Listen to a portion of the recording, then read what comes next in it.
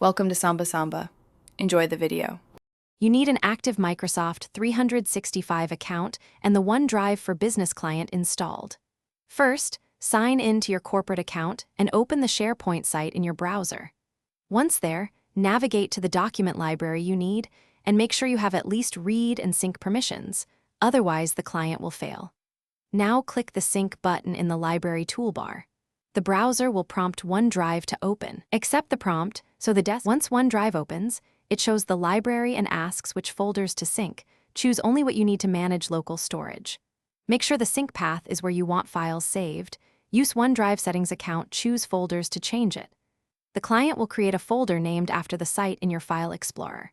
Keep an eye on the OneDrive tray icon. Syncing, paused, or error states tell you what to do next and explain why files may not appear immediately. After the initial sync completes, open the folder in File Explorer and test by opening a file. That confirms both download and permission integrity. If you see sync conflicts, use OneDrive to resolve them and check Sharepoint versioning settings for restored copies. If syncing stops or you get authentication errors, sign out and back into OneDrive or run the OneDrive reset command. This clears stale tokens and reestablishes the connection. Finally, make sure Windows and OneDrive are updated to avoid compatibility issues. Thanks for watching. Consider subscribing if we helped you.